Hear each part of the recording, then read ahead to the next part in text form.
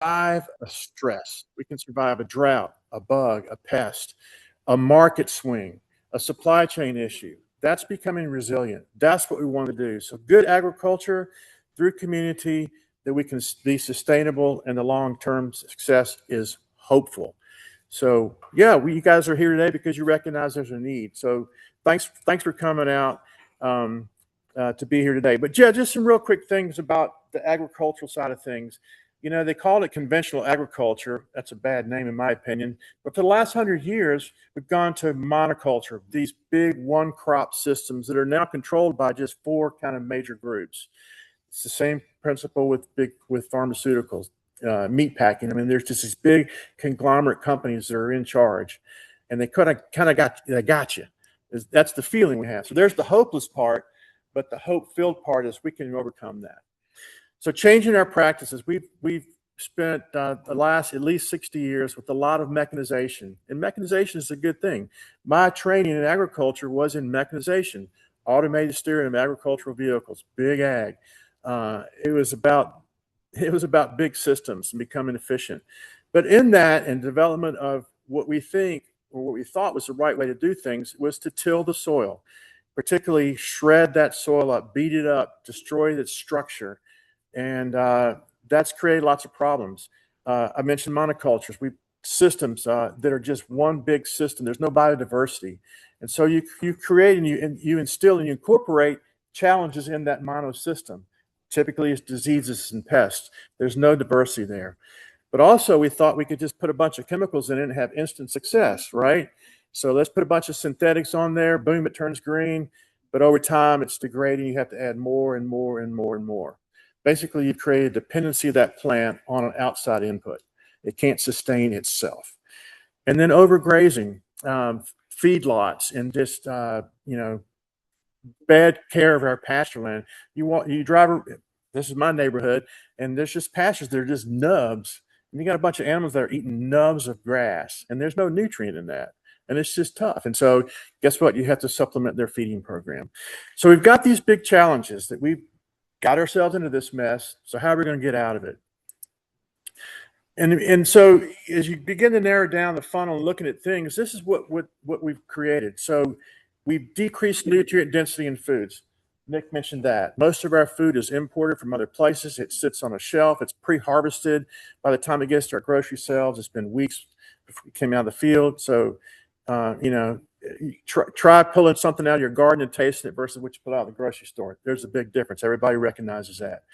But also water retention in our soils is a big issue now. And we don't think so much about that now. We had 4.5 inches of rain here last night. So that's sometimes in some places, that's all they get for the whole year, 4.5 inches. So I'm shaking his head, he knows. So water is a big deal in places like California. There's water issues in Georgia. And like I said, we're on the lake. So water, like, what do you mean water? That's not a big deal.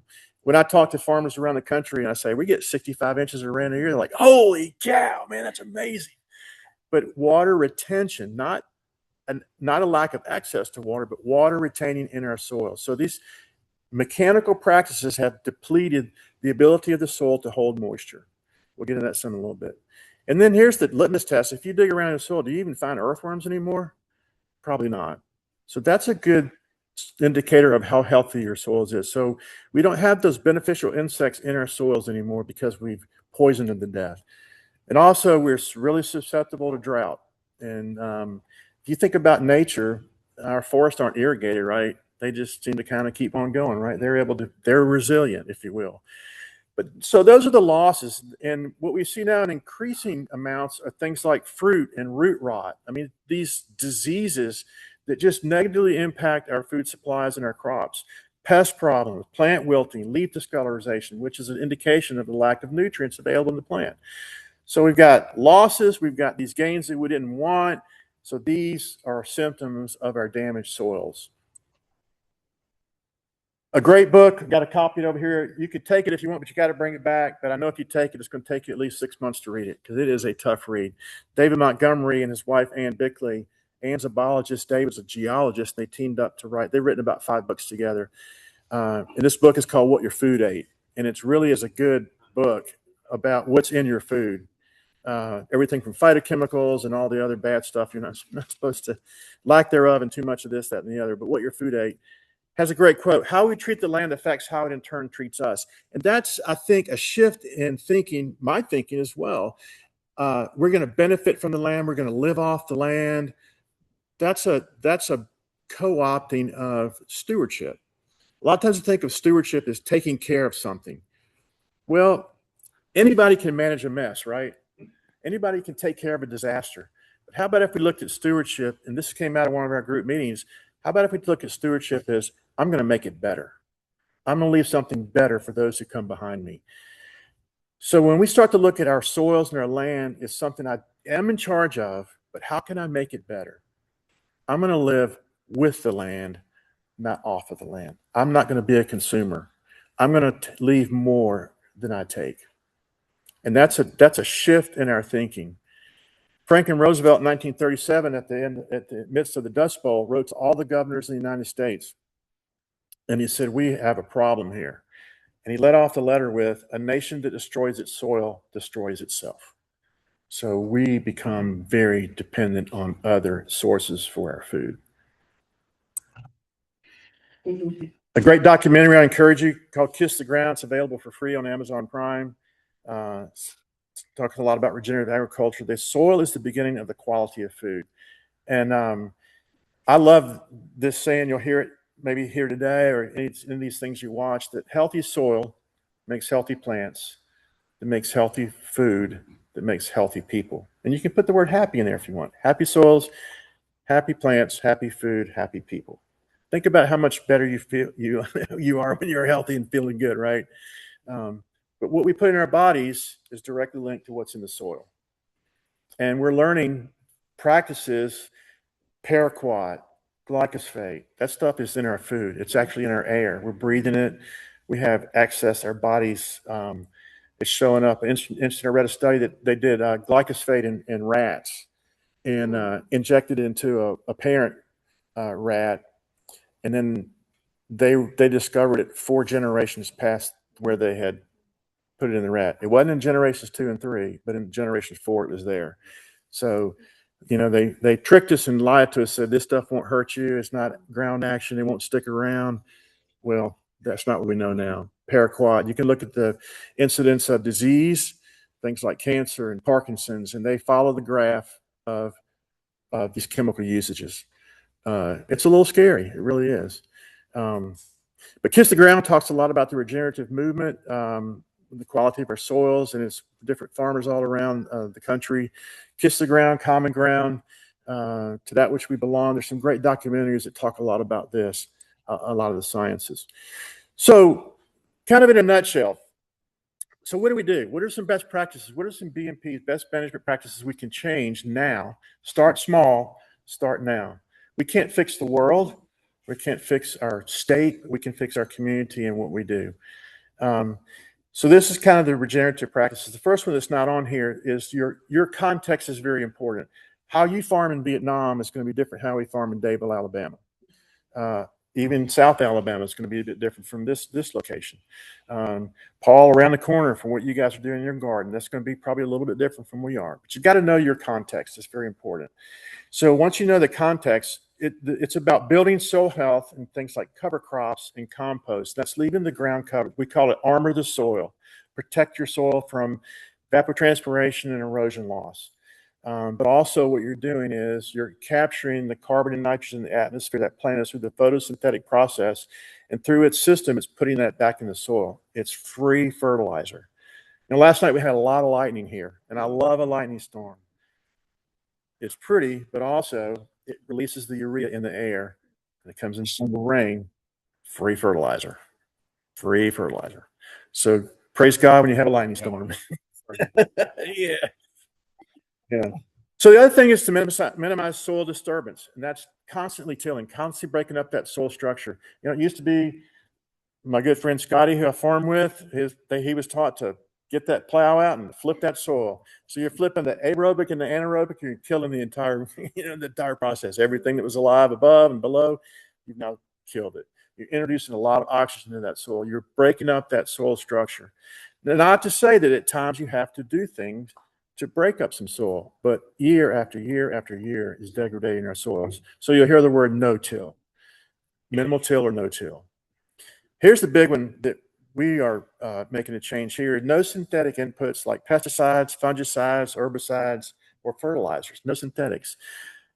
Synthetics are good because they feed the plant and it's like instantaneously, but it doesn't help the soil. They are part of the soil degradation process. And the reason of that is it's basically like throwing salt on your land because of the electrolyte properties. Homeostasis is what our body does. It seeks to look at equilibrium for electrolytes. So synthetics raise that electrolyte level to a high level of a salt-like input in your soil. So over time, now in the short term, it's great. In the long term, it's bad.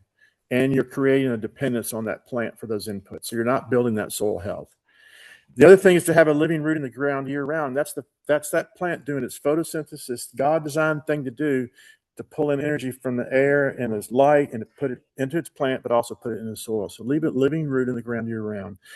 And then also you want to move your crops around. Particularly in gardening situations, you're going to rotate that crop because different crops have different nutrient needs at times. If you plant the same thing in the same spot, it may suck all the potassium out and have extra things, this, that, and the other. But if you move that crop around, you're creating a biodiversity in your planting system for that soil to be healthy and more for a balanced nutritional need and nutritional load.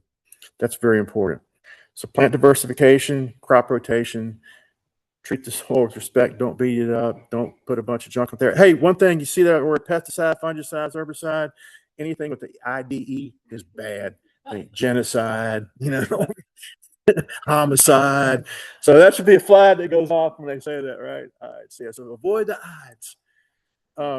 So just a real quick talk through about New Water Farms. We started in 2011 as a missionary training center. And we had the bright idea on this property. This was tornado ravaged. We came in and there was a group exiting at the time. And we wanted to utilize this space. So we thought we'd start a little small farm to help pay the bills, right? And that was a wild idea. So we have small plots of fruit and vegetables. This is a tough site. We're a red clay state. This is a red clay ridge, red ridge down the street. And so all the good stuff's out there in the lake somewhere. It's just eroded off the land. So, but over time we have we've got, these are Asian persimmons, pears. We did have an apple block, but it developed a fungus, and it was recommended to take them out. We didn't know Tom and Scotty and all what I know now. So we took them all out because they were going to kill everything here on the property. Oak root rot fungus was diagnosed. But we have blackberries, blueberries, figs, muscadines, and then we have a vegetable garden space. So we built a greenhouse. We're raising our own transplants. And so our mission here is that we are working in teaching farm that hosts events to cultivate spiritual growth and renewal.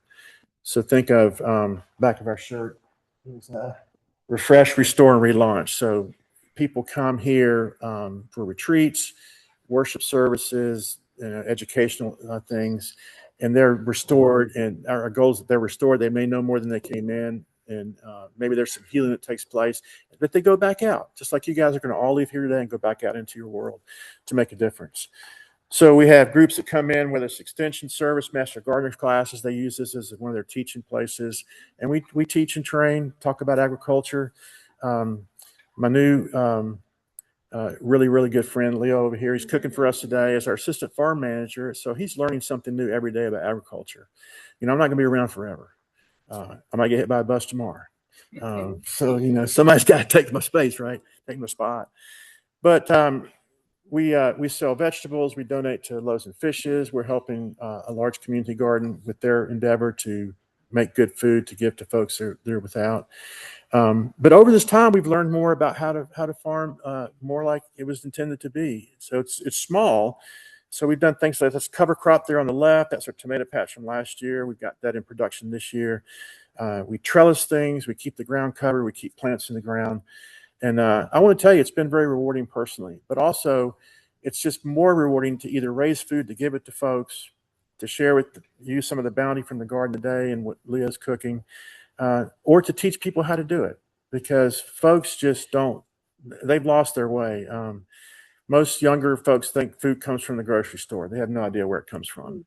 I remember years ago I was at a state fair. The group I was with at a state fair, and a horse walked out, and a kid said, "What kind of cow is that?" I mean, so there's just a lot of ignorance out there. I mean, oh my gosh.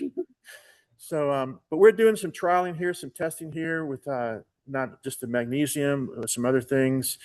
Um, we're getting into nutrient density testing, a more comprehensive testing of our soils, from fungal to bacteria ratios, organic matter, carbon to nitrogen ratios, and we're really getting kind of down in the weeds with what's in our soil. And it's really rewarding, but it has changed the way that we practice. All of our vegetable crops for the last 2 years have been organically grown, no synthetic inputs.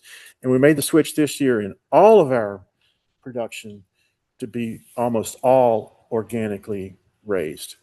And part of that was because our production had dropped off. We had more stresses. We were more susceptible to things.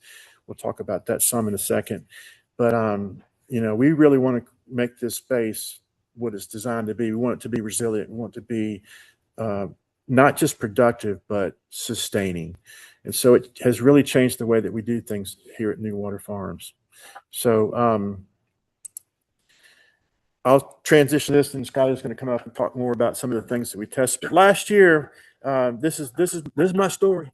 We had a major fungal outbreak in our blackberry crop, and that's one of our cash crops. And I thought we have about an acre and a third of blackberries are trellised. I thought we were at about 50% of where we should be. But this fungal outbreak on the left is called yellow rust. It's spores. It travels by air. It's almost like pollen. It just moves quickly. And this kind of came right at harvest. So I was kind of stuck with the previous plan, was to spray all kinds of stuff on it. Some organic, some not, most of it not. But then when I went to look up the literature, what the recommendation was, it was to cut your plants out, burn them, dig up the roots, burn those, and leave the ground fallow for 3 years. And some of y'all know that story. That's our cash crop. So we sought some other methods. Tom and Scotty came, spent half a day, and said, you really need to try this magnesium hydroxide nanoplate form. And so we began a treatment. And this was, the picture on the right is after treating with the soil drench, and began foliar spraying every 7 to 10 days. This was a plant that came back. So blackberries, they're every other year. You've got floricanes and promicanes, fruits on the floricane, promicanes in next year's growth. So once we had taken the vines out that produce the fruit, this is the picture on the right would be the plants we're seeing now that have the fruit on them. So they were clear. They stayed clear. But we've got a little bit more rust again in a couple of blocks. And talking to Tom this morning again, he said we've got to retreat at a higher level because it's in the system. It's in the soil. It's being uptaken. Obviously, you see here we're on the lake. We have perfect conditions for them. High moisture, cool evenings, warm, humid, muggy days with a lot of wind. So it last year, it just blew through our crop in a matter of a week. And like I said, it was at harvest. And you can see in the picture there on the left, the leaves die, the stems die. Our production, we dropped 30% from where we were the previous year. So remember, I believe we're at 50% where we should be. We dropped another 30%. So, if I hadn't done anything, we wouldn't have anything this year, I believe, because it just decimated us. So we also began using the foliar spray, NutriPlant AG 643, 6% nitrogen, 4% phosphorus, 3% potassium, and went to foliar as opposed. We're moving away from synthetic granular fertilizers. One of the other stories I like to tell is we changed. We had one of the blocks of blackberries with landscape fabric on the top, and we were having issues with the Bermuda running underneath of it, and we were always weeding, and it was a maintenance nightmare. So we said, we're going to pull this fabric out after we harvest. So we pulled it out. We found dry fertilizer under the fabric from where it had been put the years before. It never got activated. So I'm like, I might as well just throwing dollar bills out there, right? Wasting my money. So we went to a foliar spray. We're doing some organic granular chicken litter fertilizer. It's a really low 543. So it's not just hot stuff we're putting on there. The other issue we have here at the lake, and on this property, we have a really, really, really high phosphorus content in our soils. And phosphorus stays, it doesn't go anywhere. It may wash out in erosion, but where's that erosion going? It's going to the lake. So now we're polluting the water. We got algae blooms and all that good stuff. So we're working with Alabama Water Watch and the monitoring folks to figure out what we're putting in the lake. That's another part of stewardship. What's exiting your land? So I was convicted of that this past spring. So we're working with those groups to figure out, are we being friendly to the lake? Are we doing our part from the stewardship standpoint? But back to the blackberry. So we've got a little bit more rust. Getting a lot of input about what we should do. We've added some other things, organic fungicide, and kind of mixing up our rotation of what we're spraying. We're going to go back to Tom's recommendation of re-inoculating the soil and upping our magnesium application to knock this out. It will probably always, it's somewhere in the soil around here somewhere. And he said it may be even in your grass on the edges or on the outside of the block. So we've got to expand our treatment area to get a hold of this, because it is really hurting us bad. So but yeah, so that's my introduction to magnesium and the NutriPlant, and many of you guys around this table today. So it's been a good journey, and it's it'd be easy if it was black and white and everything looks good on paper, right? But in the real world, this is a tough one. But we're going to get it. We're going to get it. And it's slow, but you got to stay the course. Once you make a commitment, you got to stay the course. The regenerative method of things I talked about, it's not instantaneous. It's not like you can't just, I like to say it's like helping somebody that's on, crack cocaine. You can't just take it away and go, have a good life, change this about yourself. Da, da, da. I mean, it's a slow process. This change to regenerative agriculture is a 3 to 7 year process to see things change. It's not one season. So we're making this transition. It'll be a multi-year commitment to stay the course, and I believe we'll see much better results. Everybody says that. But I want to introduce to you my good friend and co-farmer, Scotty Mangrum. We met February a year ago in the greenhouse when he came over to talk to me about growing plants in our propagation house. And he said, I want you to meet another guy, actually two guys, and I want you to talk about this product, magnesium. I want to talk about magnesium hydroxide, because I think you could benefit from it. So I got to know Scotty, and now we're farming at his farm. He'll tell you about that a little bit. We're raising heirloom varieties of corn, watermelon, and cantaloupe. So he's going to talk about, I don't have any pictures, but he's got some really cool stories that I didn't know about till this morning. So, but y'all give it up for Scotty Mangrum. Well, good morning, everybody. How are y'all? I think magnesium is one of my favorite topics to talk about nowadays. Let me just start by saying I'm a fifth-generation farmer, and there's two fifth-generation farmers in this room, myself and Tom Strickland. And we've both, and under his mentorship, I have become pretty well versed in magnesium hydroxide nanoplatelets. I've got a lot to learn yet, and I'm still learning. Every time I test this on another product or on another plant, I get different results, things I've never seen before. I was just telling Mr. Tom, we don't have it in this slideshow, but we grew some cantaloupes. We're growing some cantaloupes, and we're doing some cantaloupe and watermelon testing this year.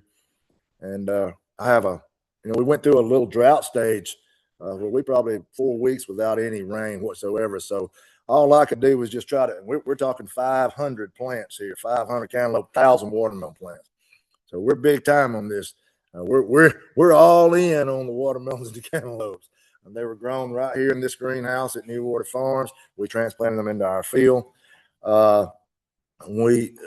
Brandon did some early testing with the cantaloupes and the watermelons where we pre-treated seeds. And in the greenhouse, we really didn't see a big difference, which I knew that was going to be the case. But now we're starting to see some incredible results that I've never seen before.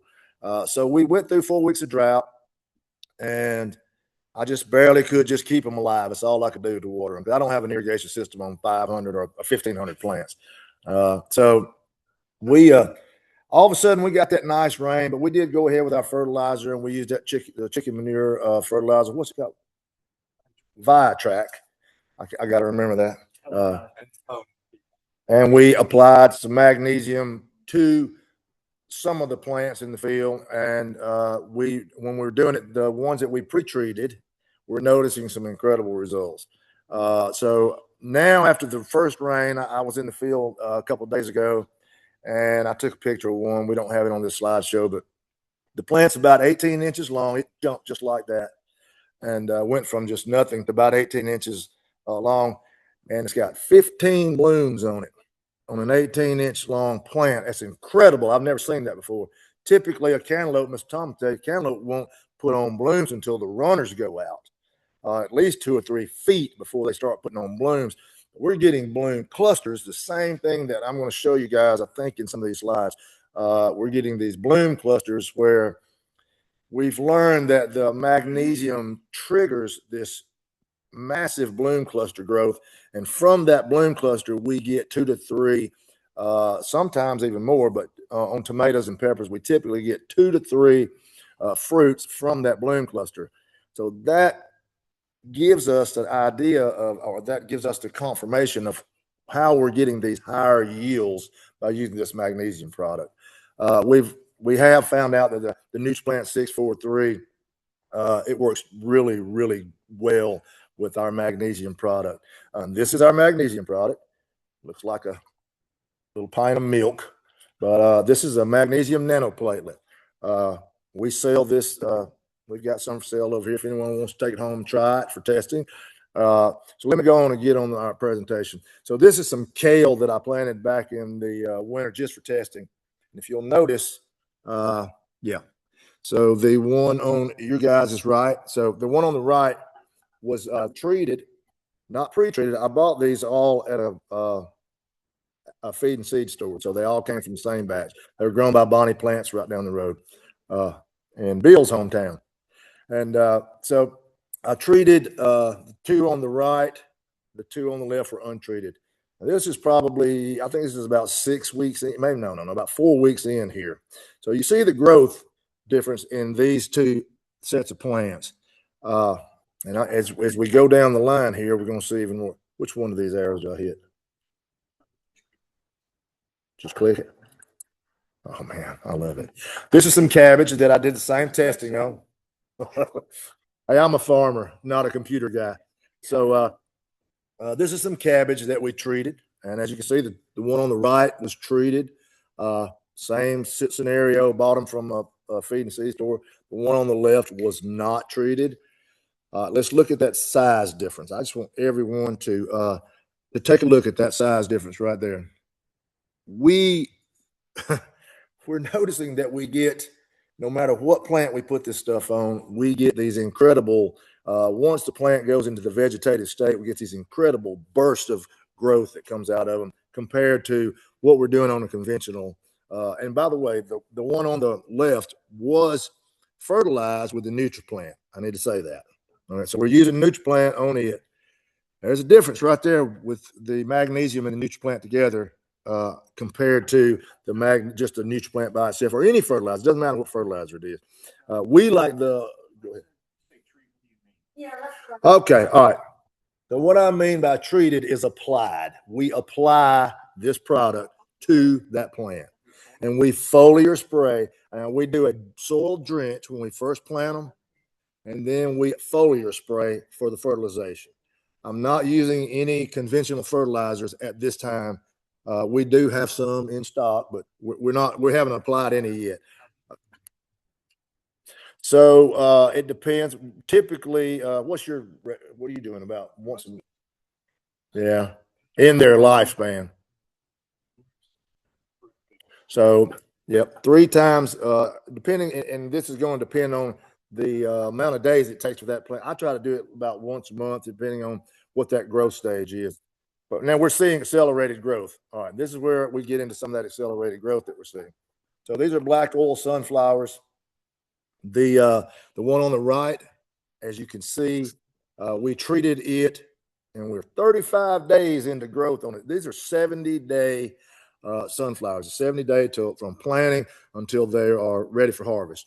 And at 35 days, as you can see on the right, I've already got blooms and I have bloom cluster, which is very unusual for a sunflower to have a cluster of bloom. So when I get 2 blooms out of a sunflower, that says, okay, wait a minute. Because typically they will not give you that. It's 1 bloom per. The ones on the left, they were, and by the way, these guys were planted all the same time. What we did do though was pre-treat the seeds. So we're learning that if we pre-treat these seeds, I don't know what it does. I can't explain it, but it really intensifies that growth when it gets into that growth stage. The one on the left, 35 days in, they were about 15 inches high. And, we're talking another, 35 days until these guys bloomed. So think about that now. We cut that in half on sunflowers. That's pretty incredible to me. Now we're going to get into some tomatoes. All right, as you can visually see here, these are Roma tomatoes that we planted. And again, these are all test plots that we did. They were planted on the same day. I think they came from New Water Farms before he started treating. The one on the right is a treated plant. The one on the left is not. I'm going to get into something else. And we used the NutriPlant on these to fertilize. This is a Better Boy tomato plant. This little guy, he's about that tall. It works for me.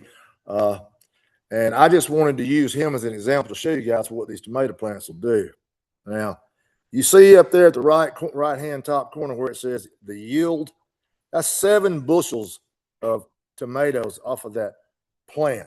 But look at the size of that plant. And this plant would have continued to grow had we lived in a temperate climate that would allow it. This plant, I think, would be it probably filled this room up by now. I can't say. I don't know. The only thing that killed that thing was frost when it hit it. But that was 90 days, single plant, 350 fruits. That's a lot. That's what we estimated, about 7 bushels that we got off of this. All right. We did a lot of testing with bell pepper. We've done a lot of testing with bell pepper. That was the first thing that Mr. Tom told me to test was this bell pepper. And this magnesium product also has another really, really incredible capability. It gives drought tolerance. As I've learned in my cantaloupes, because the ones that we didn't treat are dead as a doornail because of the lack of water, and the ones that we did treat, we see this massive bloom or massive growth. But this was I intentionally drought stressed these for 7 days. So I did not water this plant for 7 days. And you can see it right there on the left, what it looked like. 20 days after, once I started reapplying water to it, 20 days later, this is what I got. This was this was pre-treated with the MGO and the NutriPlant. So drought tolerance is a big thing here lately. Dr. Brandon was talking about water shortages and things like that. We noticed this in strawberries. Everything we've tested, we're noticing these drought tolerances and heat tolerances. I don't have any strawberry pictures. I do want to touch on those bell peppers really quick. Go ahead. Can you go back to the original slide? No. There we Okay. go. Just to show you guys something really quick. Usually with vegetables and fruits, these leaves soaks up the sunlight. It's just plants in here. Whenever plants this bad in drought, you want to pluck all those off because it's like energy. Dang, so tech savvy.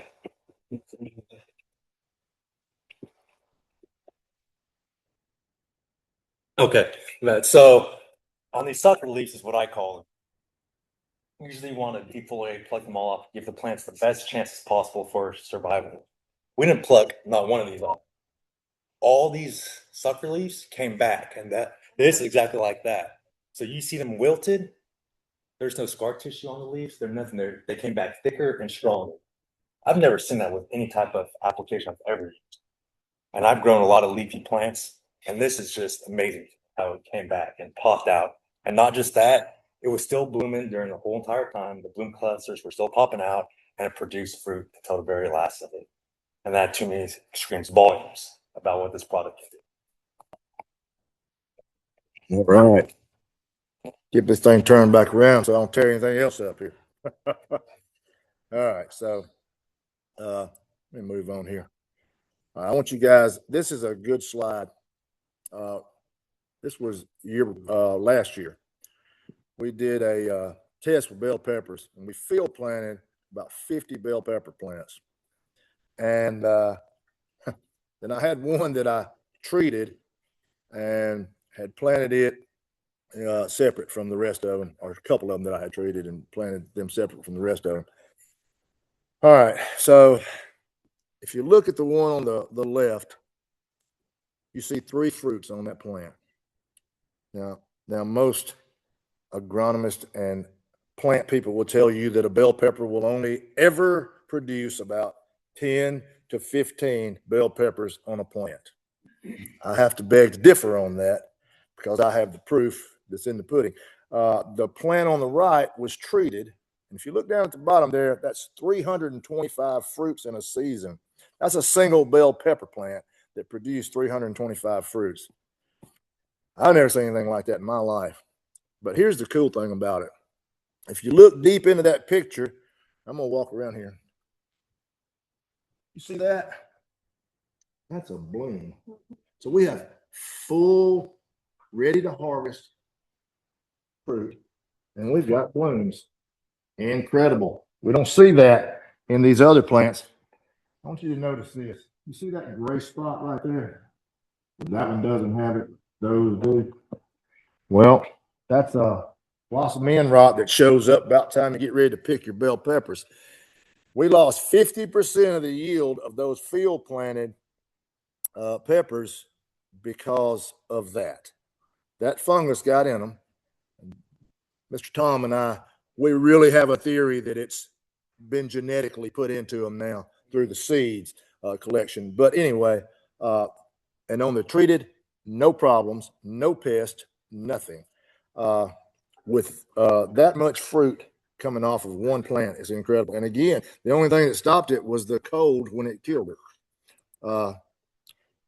Here's an example, and I wish I could say, oh, every one of these are that big, but they're not. But if you'll notice, on the untreated bell pepper, it's about, 3.87 grams. The treated, like I said, I wish I could say they're all that. We left it there to see how big it would get, and we got about 7.81 grams. That is close to double the size, or the weight, rather. This thing's massive. When we pulled it off, incredible and delicious when we ate it. It was good. This particular fruit, I want to say this, came off of that fruit, that plant that I showed you a while ago that had that was dead, that we intentionally didn't give it any water, so it produced that fruit right there. All right, this is some corn seedling germination tests that Dr. Brandon did in his greenhouse this past winter. We had a control, which is on the left, and then we had a treated, which was on the right.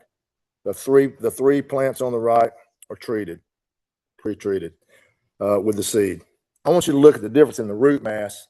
We had about 30% to 57, almost 60% more root mass on these seedlings on the pre-treated versus just natural letting them grow.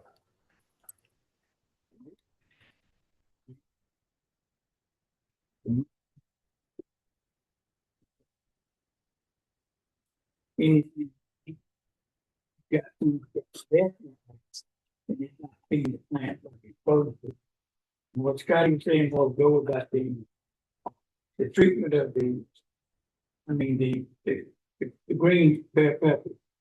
If you take that bell pepper, cut into it, so you got that spot on it. You look at it, pull it back up.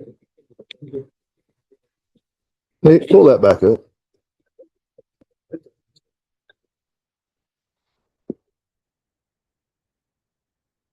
This One more. One more. Thank One more. you. I'm not.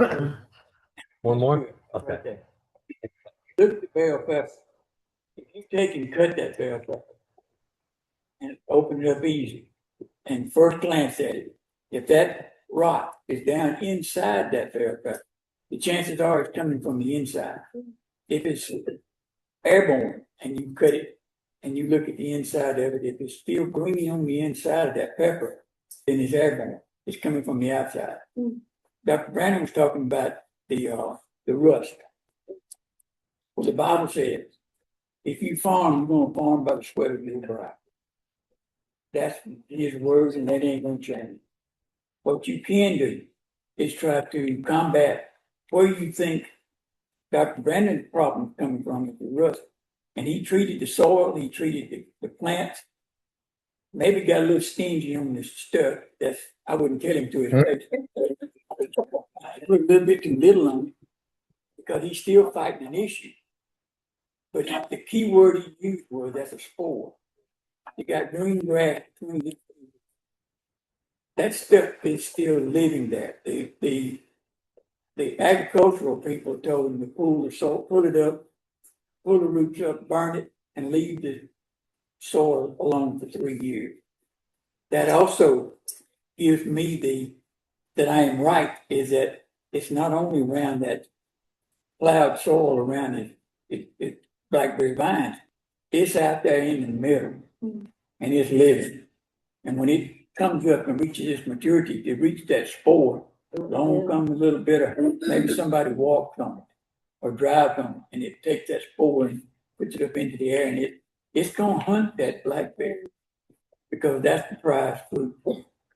It doesn't care about eating the grass. You want to go back to that blackberry.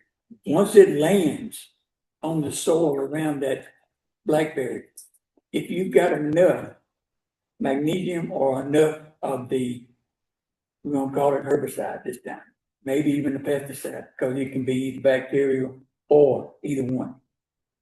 The magnesium does good and does great, brother, if it can touch the target that it's after.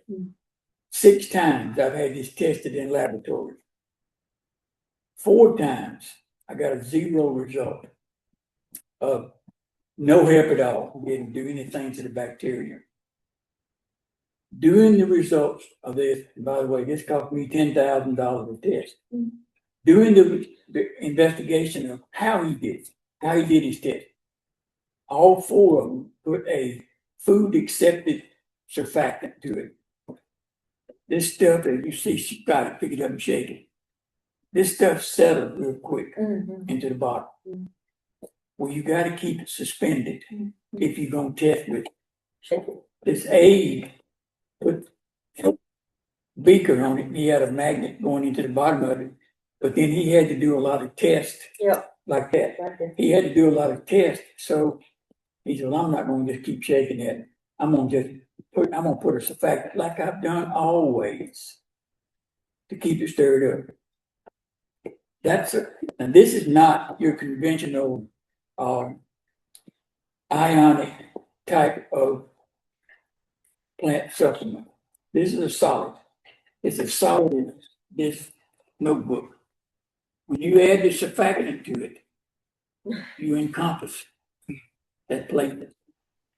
You forbid that. Now it cannot touch that bacteria. That's how I got 4 times. I got a 0 on the test. This is what happens when in soil. If you don't put enough in it, the bacteria will actually encompass that platelet. And while that platelet is destroying that bacteria, there's a herd going by and getting back up into the plant, and it's trying to reverse what you're trying to do. This is God's word. You're going to do this. You're going to farm by the sweat of your brow. Women, at childbirth, that's just the way things are. So if you hunt where you are having an exposure to this type of rust or this type of fungus on the bell peppers, it's either going to be coming from the ground, and that's that's where everything lives. Or it's gonna come from airborne, and it could be coming from your neighbor's place, or it's gonna be put into the seed itself when the seed was made or germinated, or trying to get it a hybrid where it wants to, where people buy it every year. It sometimes that works, and sometimes, like Dr. Brandon said, you actually build a problem as you leave your phosphorus unchecked. Lake Okeechobee in Florida is a prime example of the algae. It is so thick that you can almost walk on it. The billionaires on the south side, the millionaires used to live down there. But the billionaires from Big Sugar, and in fact, that's one of the problems with Lake Okeechobee now, but they bought the millionaires out so they could enjoy the recreation. Now they've got a hundreds of $1 million mansions on a lake that's green because the algae has taken it over. To move the plane away from the Big Sugar, they're saying pedestrians and residential areas are putting their sewage in the water. That's not true. But to have this type of thing in your gardens, it's going to have it. And it's this year you have a treatment that you're working on, but next year it's a little different, something that happens to it. You can treat it similar to the same ways, but like Dr. Brandon was talking, he had to go to and had to do it in emergencies. He had to go to one of his go-to type of herbicide sprays to help keep it down. What I did in New York with a grape grower is he was adamant on what he had to do, and he was going to use his chemicals on his grapes to make sure he had enough grapes to make wine because he had a quota to fill. But actually, the Mexicans told me more than he did. The stuff that he puts on the grape actually give it a better taste. So he gave me an acre to treat. And I'll get back to that in a minute. But to the acre that we treated, the sugar content and the taste went up so different than what he was growing on his other acreage that he had to set that aside and make a completely different wine. And he can't sell enough. He sells out before he sells any of the rest because the taste is that much better. I'm convinced of what we're doing, even though he won't give me the results on what he did, like he's contracted to do. I hate to sue him for him, but that's next. What we're doing here is combating bacteria, viruses, and funguses. We are good at this, and I know good and well we can kill it. It's just a matter of how we can kill it and how long it'll last after we kill it. I think if we go to the grass, Dr. Brandon, and treat the grass to keep them spores from coming up, that's going to help us with a clean line of blackberries. And inoculating the soil first time, treating the soil a little later on. You're spraying it 3 times, as you said.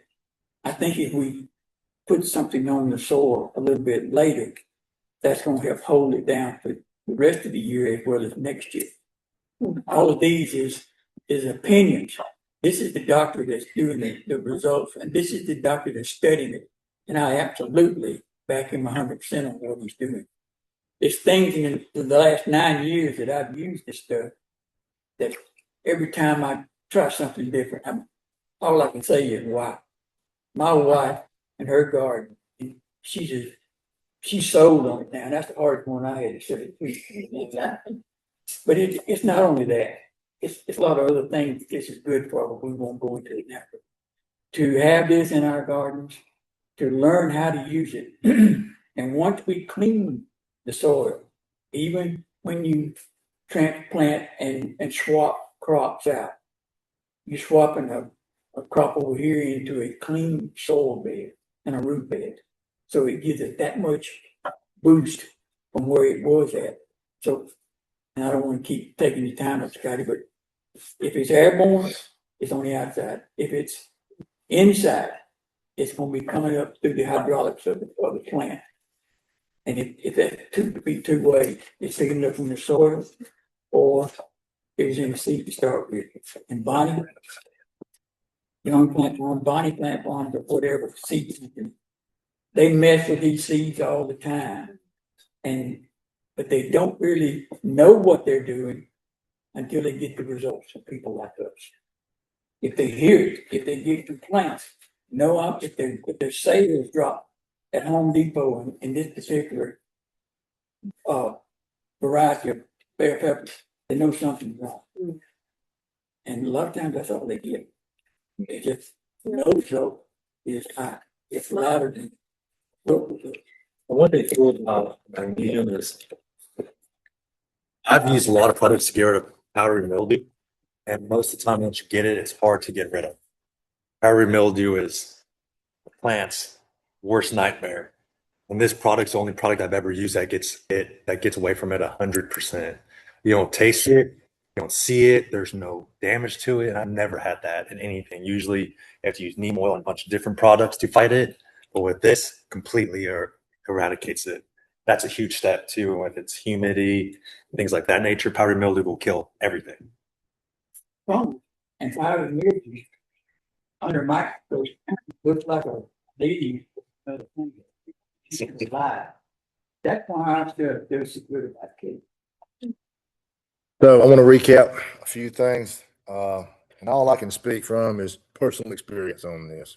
All right, and I'm going to brag on the NutriPlant just as much too.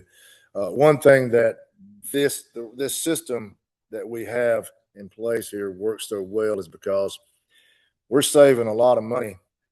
I know it's one thing to go out here and spray a couple of beds, but it's another to go out here and spray acres. And the time, especially with fuel, diesel fuel now almost $5 a gallon.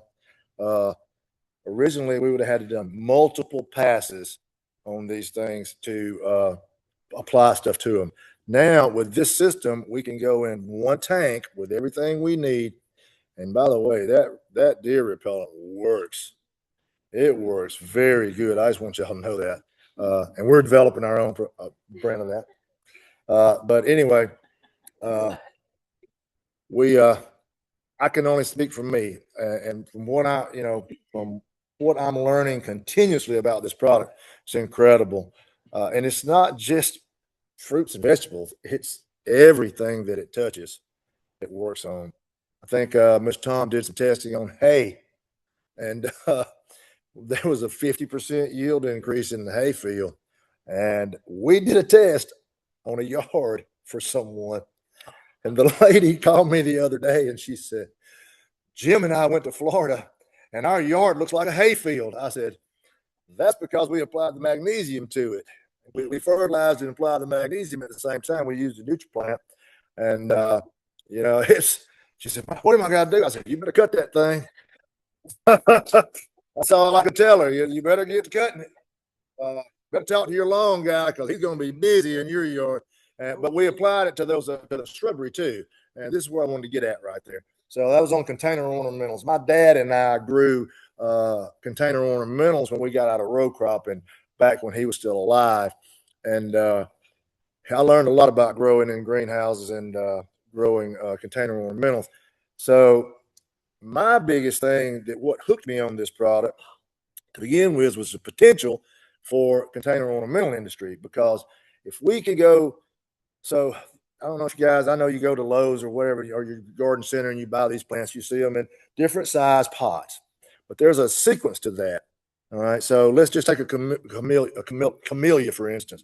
Camellias are very slow growers. So we go from a plug to a 1 gallon to a 3 gallon to a 5 gallon to a 7 gallon. So that's years of growth right there. So that's the reason these things cost so much. But this product, and we're about to find out really how it's going to work on container ornamentals.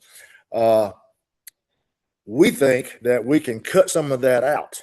So if we can go from a 1 gallon to a 5 gallon, or from a plug to a 3 gallon in one growing season, I want y'all to think about how much money that is. How much money that is in the big picture that is saved by growers. And that's really what piqued my interest on this, was a container ornamental industry, because I cut my teeth on that. You know, my daddy had me hoeing peas when I was that tall, and I did not like it. I'm gonna go ahead and tell you. Spent my summers in a hayfield and picking peas and watermelons. We had 60 acres of watermelons when I was growing up, and oh yeah, so it was me and every other little kid in the neighborhood toting watermelons, putting them on a trailer. So I did not really like row cropping back then, but I did love this container ornamentals when we started doing that. So I just wanted to end on that.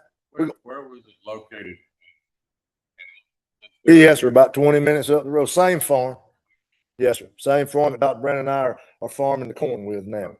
But anyway, I'm going to turn it back over to Doc, and he'll start finishing us out here. Thanks, guys. It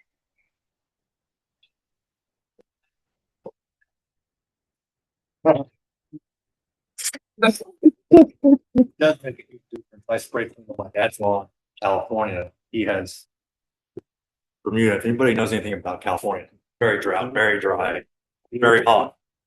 And his grass, I don't have pictures of it, but Bermuda grass, when it's really healthy, turns a bluish tint to it. His grass looks the best on the block. I sprayed it, very little of it. And with the plants, with the seasonals that he treated and the seasonals that he brought up, I did a little bit of experiment where I did a drought test. I didn't water it for 4 days, sprayed it with magnesium, brought back blooms 2 days later, didn't water it again for 4 days. I continued that process for about 2 weeks and I got tired of it because however much I stressed them out, they would keep on popping back. So for being the drought tolerable, it does work very well for all kinds of things. One thing I think is important to know too is obviously with the increased growth, you've got to feed the plant, right? So you can't just go spray a bunch of magnesium on it and walk away. The plant's gonna starve itself to death because there's so much growth in there. So just understand that. So what we're talking about is a system here. It's not just often you think in the medical world, you have a problem, you get a prescription for it. They just target that one thing. We're looking at a system. So it's about the soil, it's about the plants, about all the things, the inputs, and leaving more than what you take. So really, this is addressing the system. We're not advocating, hey, y'all ought to buy magnesium, pour it on everything, and all your life will be great. I mean, you'll be mowing your grass more, right, and all that stuff too. But one question is, hey, if I put all this stuff around my plant, aren't the weeds going to grow too? Yes. Yeah. So just know this is supporting a healthy system. Yeah. So yeah, just a couple of benefits. So obviously you saw the picture of the greater root mass, stronger stalks. I mean, the plants are stronger. And with that, you have increased nutrient uptake. Magnesium, remember, is the center of the chlorophyll atom. That's important to know. So it's a conduit. It's a conduit for nutrient uptake. And as the testimony here, more resistant to stresses like pathogens, pests, and diseases. So obviously more fruit, larger fruit, sweeter fruit. I can't say that word. Fruit. Sweeter fruit, higher Brix counts. That's what we're seeing and what we're doing here. We're raising the sugar content level. When you have a higher sugar content, you're going to have a healthier plant. And remember, pests go after the weak stuff. They don't go after the strong stuff. So this all is about bringing stronger systems and stronger plants to resist these stresses. More buds, higher fruit production, and longer lasting fruit. Tom has a testimony about strawberries that were treated, and they were 3 weeks in the refrigerator, still fine. You get the ones from the store in 3 days, they're all rotted. So it's longer shelf life. Yeah,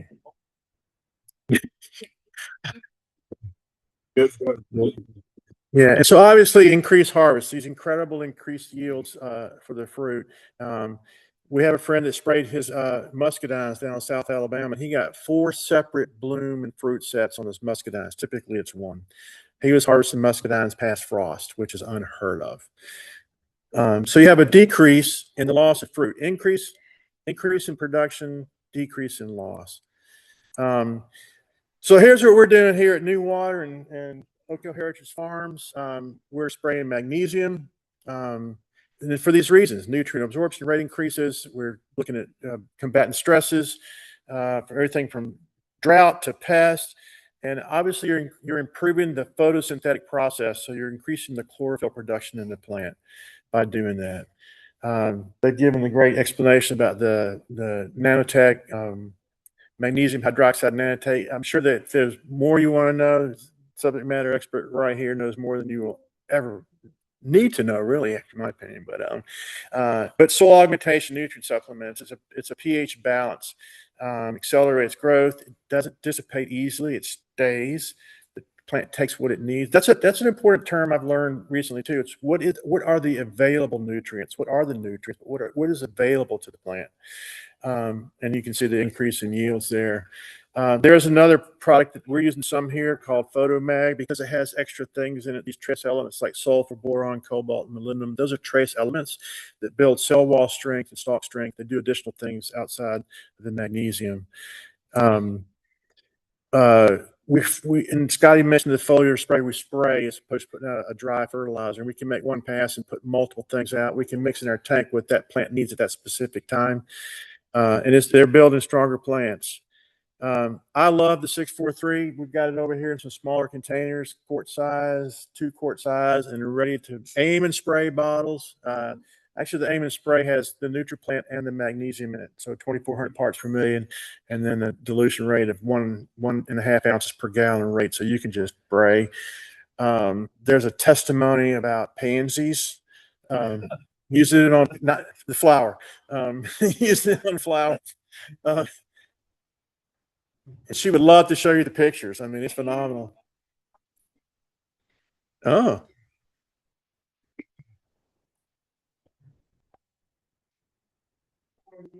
We asked them if we could spray fields and bushes. And I'm telling you, those 2 bushes are growing fast as the rest of the ready that I have back in them. And I said, no. 643 is these lower ratios of nitrogen, phosphorus, potassium. And the thing is with what you want to do with fertilizer, it's not just dump it all at one time, but spread that out because that plant needs nutrition throughout its life. What I also love about the 643, all these trace elements, you see the list out there. It's about 10 to 12 different trace elements in the spray. But foliar application is good. It's rapid nutrient uptake. It's 40% into the plant. It takes up, and then you've got the soil amendments you're doing that go all the way through. So you've got this meeting of the methods there. So plant vigor, fruit set, recovery. Obviously it combats de-stress we've been talking about, and obviously a yield and quality. Plus your plants just look better. They look better, darker green, which is really good. So it's long lasting. I'm sorry, we're on the deer repellent now. So our big pest here outside of the yellow rust is deer. Used to be geese, but they're kind of like coexisting now. They're our friends. But the deer would come through, they're nocturnal, they come through at night and they would just mow things down. They would strip our canes on our blackberries. And we tried deer pucks, which is dried hog's blood on the vines. We tried other kinds of sprays. We even had a dog here one time, and none of that was working because they just all kind of got along with everything. So I found this commercially available deer repellent. It's basically garlic and egg shells, and it does smell really, really bad. The story I like to tell is I was spraying it with a backpack sprayer. The hose came off and went down my whole backside. My wife would not let me in the house. And she's like, but you hear a lot of stories. Why don't you use coyote urine? I mean, that works, right? My story is I weed on my hands and knees, so I have to get up and down. I'm crawling through the blackberries, and I smell coyotes because they come through here a lot. We have a lot of coyotes here too. And I look, and right there is a pile of deer scat, right where I'm smelling the coyote urine. So I'm like, that doesn't work. I mean, they're not scared of the coyotes, but this has really worked for us. And I was telling Nick just now, I've only sprayed it once this year. It has, I think, changed our the deer patterns, and they're not coming over here much anymore. They tell you, it stinks over there. I'm not going over there, but testimony for this deer repellent. It's safe. It's eco-friendly for your pets, for people. Just not for your nose. Just not for your nose. Yeah, you don't want to. Works on rabbits too. Yes, sir. Yeah. Yeah. We've got some options for you if you want to purchase another test. I just want to say one thing more about the magnesium. Pythium root rot is something that would combat and grow in these plants more than just as much as these funguses. Pythium root rot is very prevalent in the container ornamental industry. And I just need to go back to my little story here of this yard we treated. this lady has some holly bushes that I think she paid $1,000 a piece just for the plants, plus having to have them planted. And they were, they're 7 feet tall, and they got Pythium root rot in them, and they started dying. And that's when she freaked out and said, "Oh, we got to do something. What can I do?" So I said, "Let me test this product on it." I've not gone back. It's been about 3 weeks since we sprayed. About 3 weeks. So I was going to wait till the 4th week. So when I get back from my vacation, I'm going to Florida. Yes, sir. So we're going to. I'm going to go down there and see if we have any new growth coming in. Where that what it does, it shows it kills sections. Once it kills those roots, sections of that plant will start dying and defoliating, and they're gone after that. They're dead. They're just on their way to dying. And I'm going to just kind of see where we're at. So next time we get together, I'll have another report on that. I just wanted you guys to know it works very well on Pythium root rot. Thank you. We've got Scotty and Nick can help you out if you're interested in getting some of the magnesium hydroxide. I can help you out. I got some smaller containers of the 643 and the concentrate in 2 quart and 1 quart size, and I've got an Amos spray bottle. It's got the magnesium and the NutriPlant in it, so you can just ride down the road and spray our neighbors' plants. And you said one of those jars, Mr. Tom, one of those jars will, how much acreage can we get off one jar? Those it's 1 to 19. Pine jar. Okay. Okay. A little bit goes a long ways, basically. But in addition, as we've made the switch to regenerative, we're doing more biologics. So we got things like sea stem and seashell, which are kelp-derived products that we put in. And we don't put this on every time. We put it on a specific time. It's called critical points of influence. So depending on what that plant's, where it's at in its growth cycle is where we do it. We do some supplemental calcium sprays, and then rejuvenate we'll do to break down some of our compost to get the microbial action going. And then I started this year doing some compost tea from earthworm castings to build the microbial activity in the soil. And then obviously we do a lot of mulching and cover cropping. But again, too much of some of these things are not good long term. So you've got to make sure you're doing these things in a balance. You don't want to keep adding compost to your soil all the time because it will create some issues. So you've got to have something in there to break it down. And that's going to be the microbes. So that's the reason we did the compost teas. But yeah, so back to our beginning, what our opening comments, Nick and I opening comments, it's just about community, and the farm is nothing without the community that supports it. That's not just purchasing, that's being an integral part of it. So you guys understand the power of a relationship. I don't know whose garden this is, but it's amazing. This is not AI generated, but apparently there's a community garden in Matthews, North Carolina. It looks like this. And that to me is like, wow, that's probably not a hobby guy. He's this person's serious, and this community is serious. But what I love about this picture is it's organized, it's neat, it obviously shows. I love this word flourishing, and that's what we're called to be good stewards for. Is that our systems would flourish. This is a flourishing garden, and just look at that probably makes you happy. I can't imagine going there picking vegetables out of here, and just can't wait to cook it and eat it. So that's a little bit of the goal. So we hope, you've learned some things today. I encourage you now to improve your soil now, whether it's your lawn or your ornamentals, or you've got a garden, or you blessing your neighbors. I mean, that's what it's about. And it's the help of this community. That's what we're here for, to do this together. But we just did the math really quick on these jars. 56 to 1 is the ratio. So you can make 56 other jars out of that one jar. That's 2,500 parts for me. That's a lot. Yeah, it's a small thing.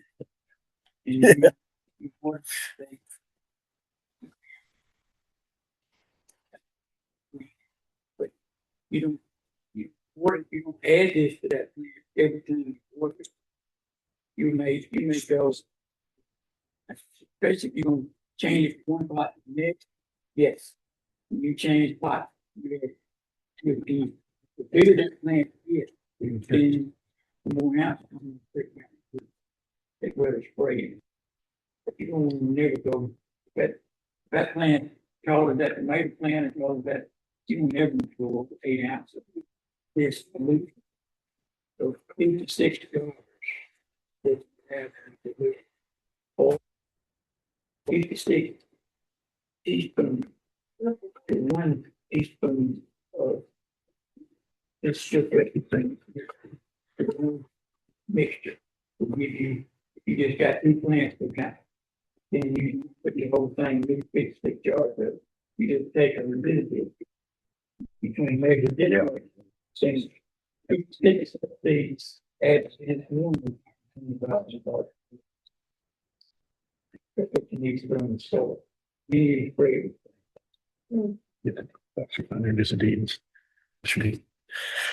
Hey, we got some things coming up. We always do the first Thursday here at New Water, the third Thursday at Southern Prep Academy over in Camp Hill. It's about 20 minutes from here. And we've got some things coming up the latter half of the year, real hands-on things like soil rehabilitation, those kind of things. So just kind of, you're all on our mailing network, so we'll be sending more information out. Just as Buck's making his way up here, there's lots of things you guys can watch. If you'll just Google Joel Salatin or Will Harris, they're great storytellers. They've been in this for 25 to 30 years. Joel Salatin's Polyface Farms in the Blue Ridge Mountains outside of Stanton, Virginia.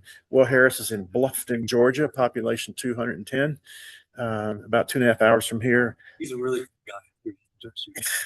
He's just fun to listen to. Yeah.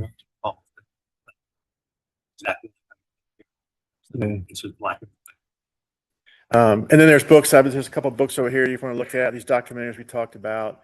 But yeah, just stay in touch. We'll be in touch. But I want to give the stage to Doug Moore, who's going to make an introduction and a little bit more information before we go for a tour and lunch. Jennifer's really on a second here. And do however you want to do it. All right. So, quick explanation on this one. Jennifer Deaton, I think a few of you have met now, and she put together a piece sort of explaining the NutriPlant, how it ties in with what we're doing. And a lot of her family's here today. So Jeff Deaton is her husband, and his parents, Dorsey and Pam Deaton. So Jeff's going to give you a little better explanation of that side. But we'll start off with the video that Jennifer had, and Jeff, you got it from there.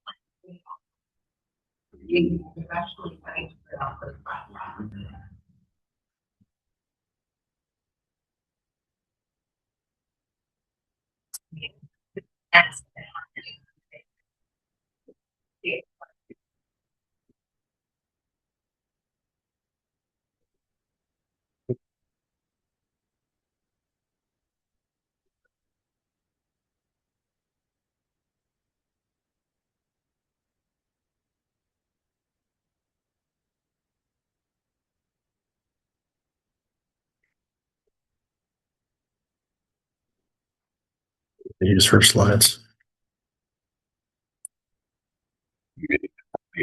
They are. So, yeah.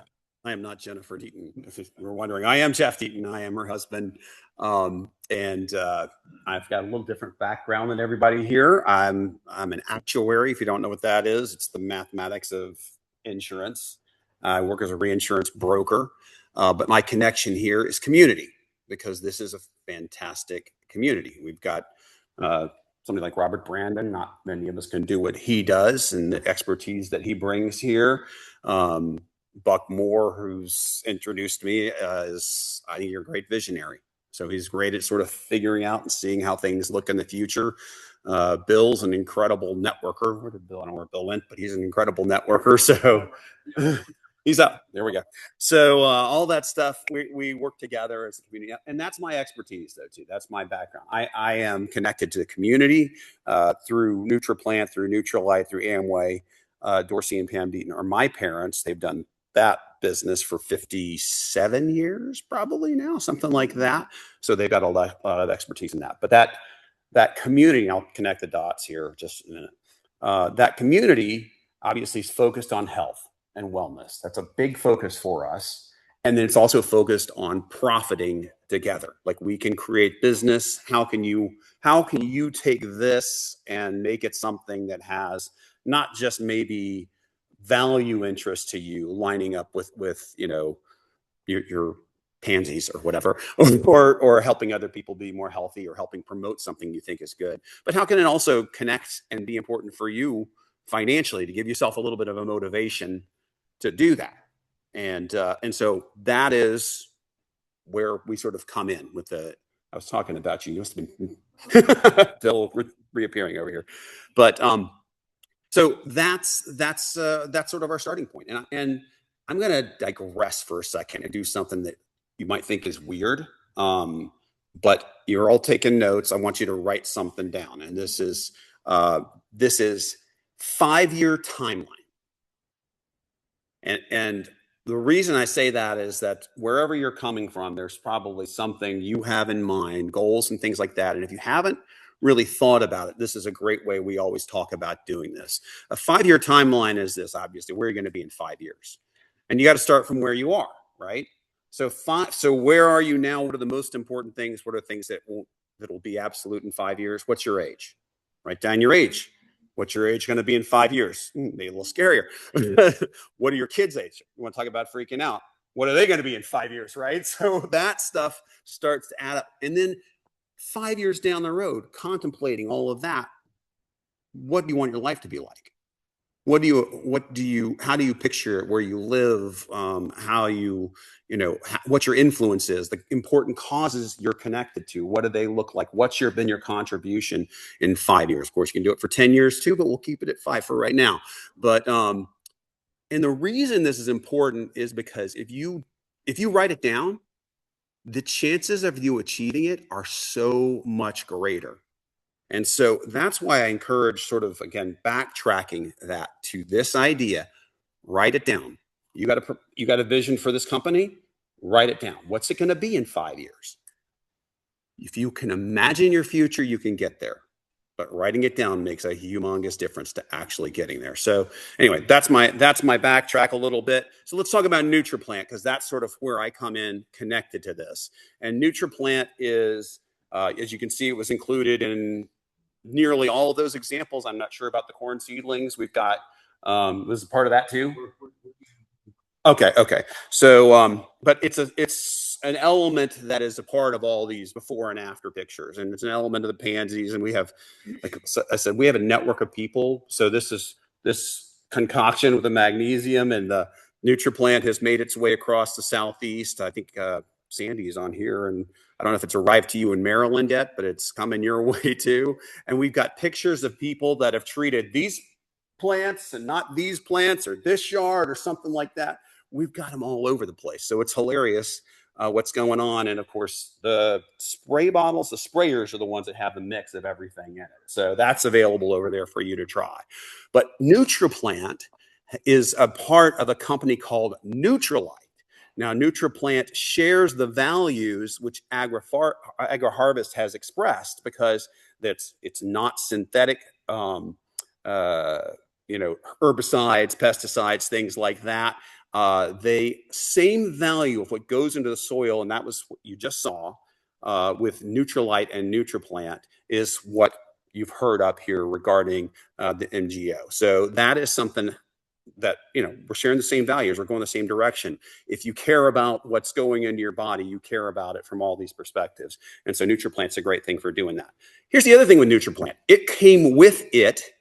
With it came, maybe it's a better way to say, with it came a sales profit system. Because Nutrilite, the company that has been around for nearly 100 years, really the originator of vitamin and food supplements, the first that sort of took them, not out of labs, but out of plants, out of things that grew out of the ground, that God meant for us as our health and was built for our bodies, and we've benefited from in many different ways around the world. All of that stuff was a part of Nutrilite. So Nutrilite created these vitamins and food supplements that were all based on that, all based on very natural, all based, again, on no synthetics going in. But even the Nutrilite farms, so those farms, a lot of them you just saw right there, are treated in much the same way of what we're talking about here. So that's going into vitamins and food supplements connected to Nutrilite, and then NutriPlant. So those products, again, with them came a system by which we can all profit. And so that's connected to that. If you are interested in making some money with us, it's a good way to sort of have a connection along those lines. So I wanted to sort of hit on a little bit of those things. Nutrilite products are, they're again certified organic. They are pharmaceutical grade. Some of you guys raised your hand. Used magnesium. I mean, if you're using a vitamin or food supplement, where's it coming from?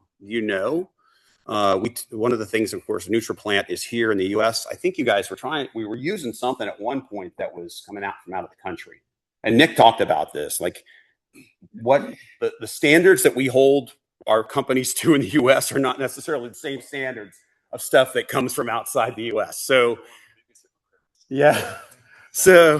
ridiculous, isn't it? But so that NutriPlant, though, is in here and it's held to the standards. Well, the Nutrilite vitamins, it's the same thing. Vitamins and food supplements. There's no real standards that are absolutely required in food supplements. And in fact, there's this history of just a few years ago, the New York State Attorney General, forced a recall on a lot of product that was probably brands you would think of or believe you trust, from GNC and Walmart and other places like that, because they pulled these products off the shelves and found out they didn't have in them what they said on the label. Because most of the time you can trust the label with food, well, not necessarily with vitamins, because they're not held to the same standard. So you've got to have something that is held to that same standard. In fact, in a lot of those things, they found product that was allergens or potentially harmful, not just not what was in there, but things that you wouldn't want to put in your body. So it's important, again, to have all of those things. The sales and infrastructure is something that we have started to kind of network. And so there's a number of people that are in the room that have connected through the network. You can and again, Nutrilite is a company, by the way, is bought by Amway Corporation, who might be a name you know more, because most people have probably heard of Amway, but bought by them in the 70s or something like that. Was it 70s? Is that, I got it right? 72. So that's a big part of the Amway business.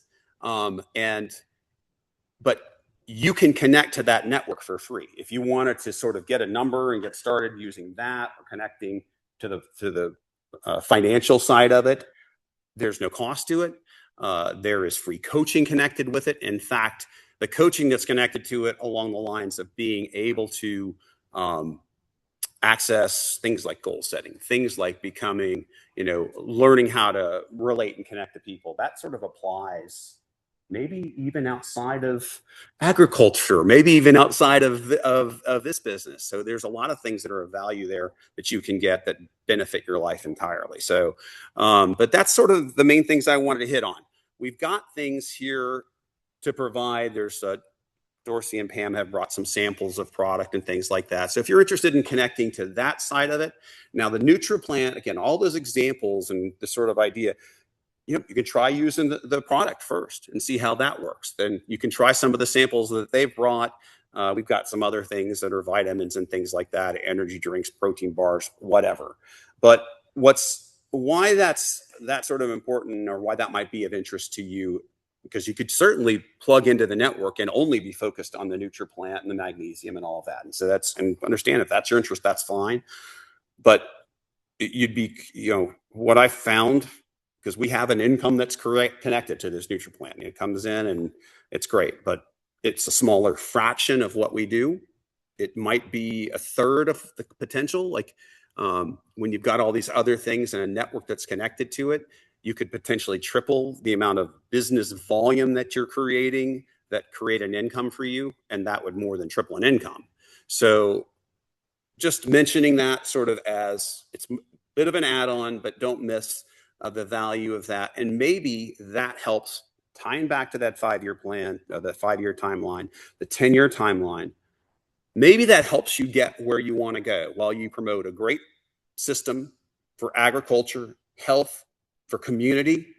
You can also benefit and profit for yourselves.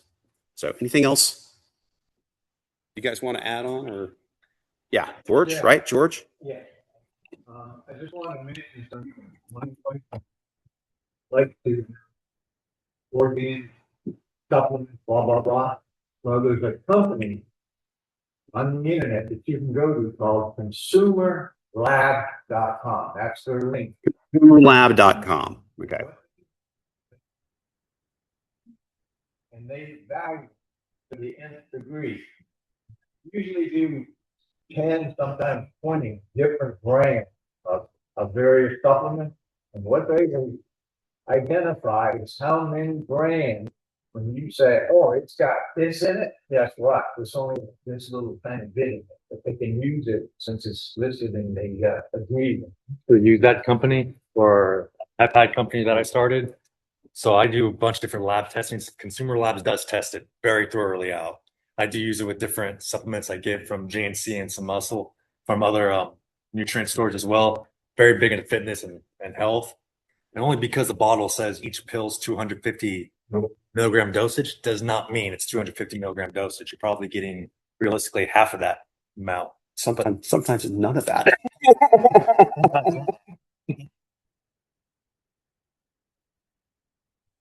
Okay.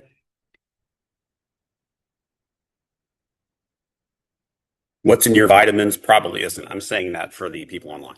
The vitamin industry, in my opinion, I'm not a professional at all, but it's big corporate. To me, it's honestly a scam.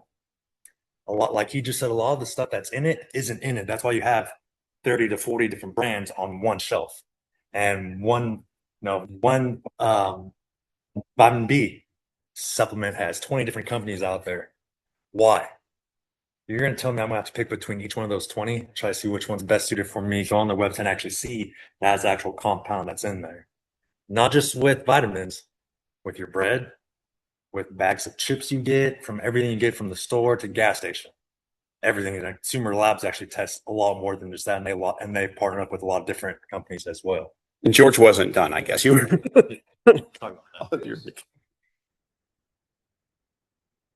Uh-huh.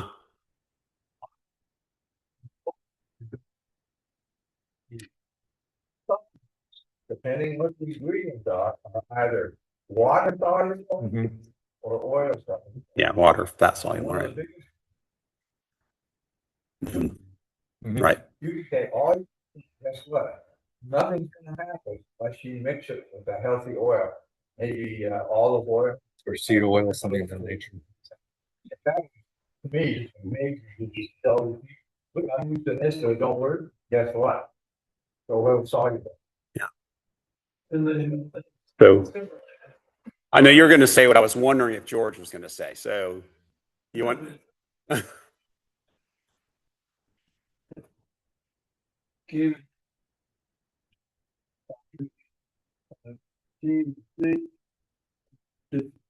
I don't like GNC. I think GNC is one of the worst stores out there in our country. to be honest with you. So the Amway Neutralite had a 97 rating. Again, I'm repeating this for online. Right. And that's through Consumer Labs, which George was mentioning, which is sort of, it's the nonprofit. It's a great source of evaluation. Consumerlabs.com. You can look that up. You Yeah. can send whatever you want there too.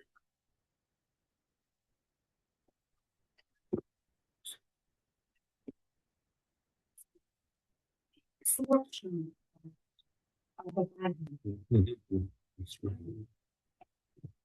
items like are not absorbable in 30 minutes. They're thrown out in a new batch install.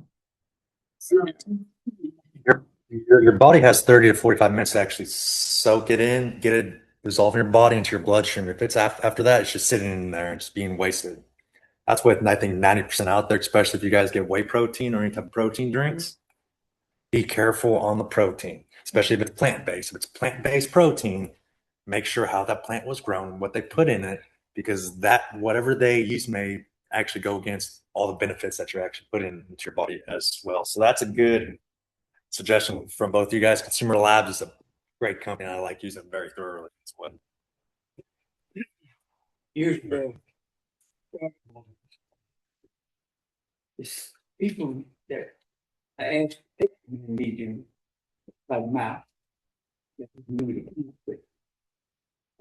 What's what's in it? That's all we've got in ours is magnesium.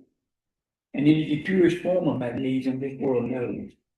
That's from the University of Michigan. I mean, 4 universities that I use went through the ICP machines. Georgia Tech, Texas A&M, the Mayo Clinic, and West Labs. West Coast, no, Midwest Labs, excuse me. That's most of the me. I asked my daughters and my wife to randomly go to any store and take some of the supplements that said heavy on magnesium. Over the one. A lot of it is name brand stuff. I said, I thought don't pick the low end. Because I'm fixing to waste some money getting it tested. Georgia Tech, I chose Georgia Tech because of the price they gave me. And they're good lab. 21 different products was checked for magnesium. 17 came back with no magnesium in it. No traces of magnesium. When you run it through this ICP machine, it not only gives you the minutes, it will give you the metal. Up to 776 different types of things that will be in the product itself. Most of it will be ionic form, liquid, which is evaporated to go away. 17 products that tested no magnesium. The other 4 tested very little. But they were heavy with mercury. They were heavy with oxygen. They were heavy with molybdenum and the cobalt. You wouldn't think that would be in it. So I asked the question, where did this come from? Some of it came from the very machines that these things were being made. The wear and tear, the constant slipping off, and it goes into the product. We stuck with the magnesium that we make, and we don't add nothing to it unless you want a bonded product, such as our product was made 18 years ago and a 20-year patent. Our patent was coming close to an end. We opened up to the world. We changed the way it functioned by changing a little bit in our manufacturing, and now it has a monolayer bonding action to it. If going with agriculture, if a farmer needs zinc added to the magnesium, The reason we do it like this is our magnesium has a polarity. It's either, we can make it negative or we can make it positive. We all know when we take two magnets and put them together, if we try to do the north end with the north end, it moves each other away, but if we flip it over, it bonds together. We make our product and we ask the customer if they want anything added to it, or they ask us to add to it, what polarity or what's your polarity, so we can make our polarity if you don't want to change yours. Most of the time we're positive. Anything negative that it comes in contact with, it just grabs it and holds on to it, and it don't turn it loose. If we bind it to the fertilizer, it has the same effect to it if we put it around the roots. The way it grips and connects to the dirt, to the roots, it's there. It don't wash away. That's how it can enhance the fertilizers and the minerals that your plant needs. Is that the fertilizer is connected to the magnesium, and it changes it from an ionic form, which washes away or evaporates when it gets close to dry. Air gets to it. It'll bind it and keep it and make that fertilizer last a lot longer. Now, I'm testing in my lab at home, and it's a pole barn with pots that me and my wife got in. Using this stuff in the soil every year after year. And I don't change the soil. I do periodically change the plant from pot to pot. Just because Dad beat that into me, son, you gotta rotate your crops. When I was coming up younger with him. So I do change it a little bit. But as it builds up in the soil, it actually does not go away. The only two ways you can get rid of the magnesium is drop the pH to where it gets below 3. You swallow it in your stomach, for example. And I do it every day. But the stomach acid, the pH is about 2.8. Well, I take enough magnesium every morning that it goes through that gauntlet of if the pH is low enough to get on into the small intestines. So that if I got any kind of irritation in the bowel, it helps to. Now, I know we're getting away from I don't want to do that.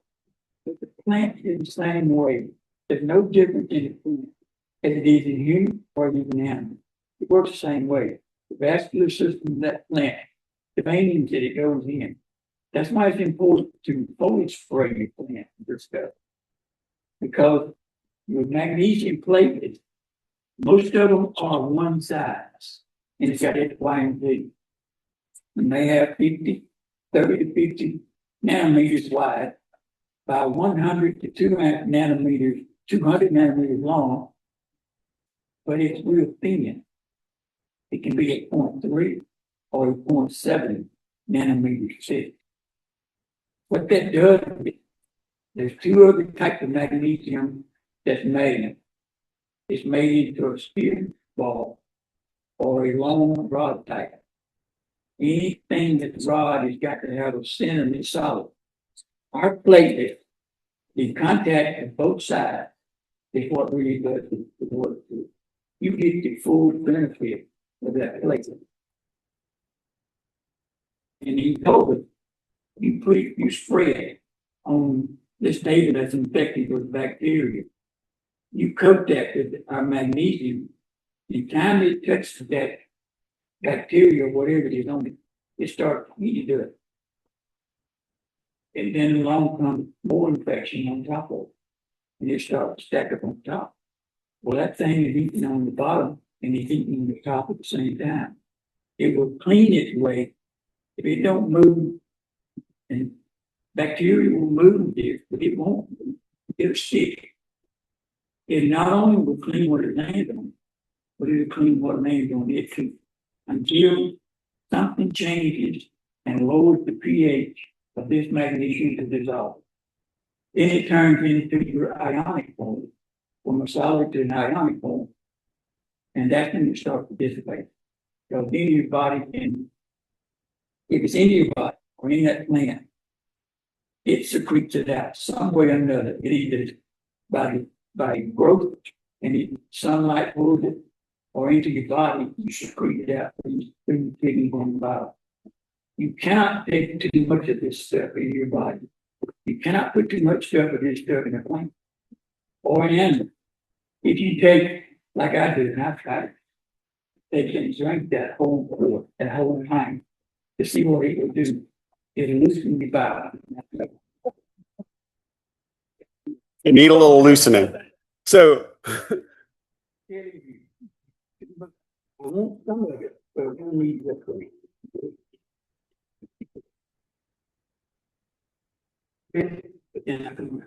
There's another story that we're talking about. yeah, and we've got stories too. Like we can talk about them after, not have everyone sit through it all, but just I mean, ask, because we've had some interesting use. But just I'm going to leave it at that. If you are, because I forgot to mention one thing, if you are interested in profiting personally as well as just emotionally, whatever, talk to Buck or Bill after this, and they'll help you figure out how to be connected that way.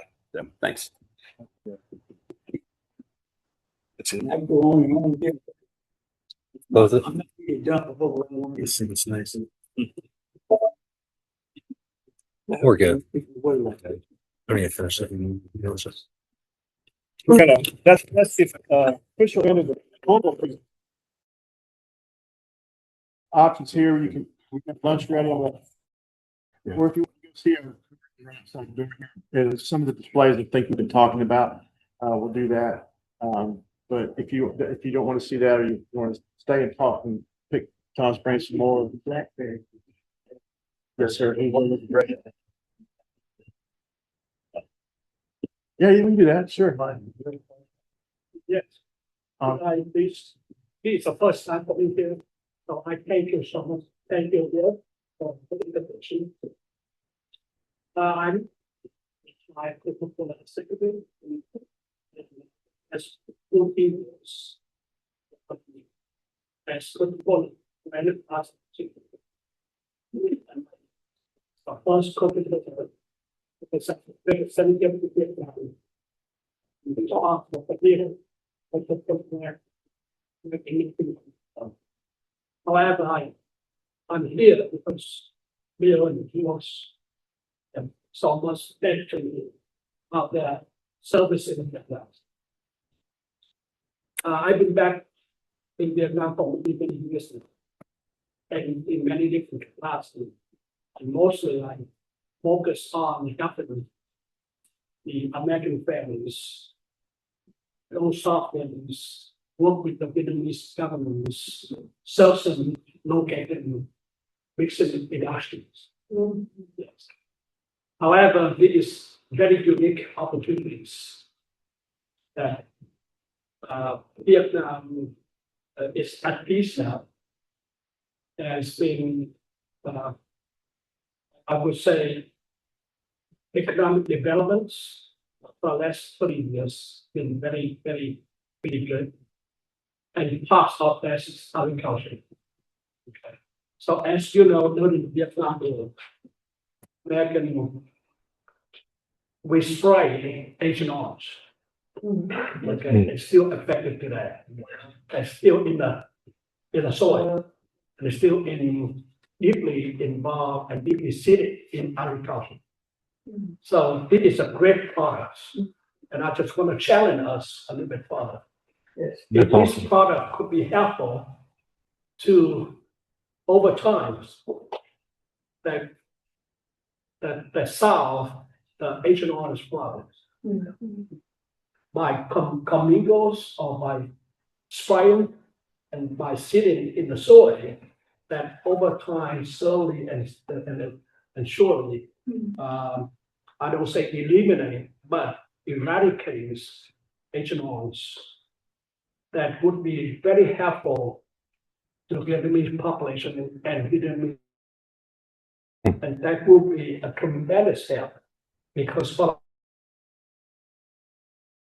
governments, United States governments, helping the Vietnamese try to fix or try to neutralize the Agent Orange.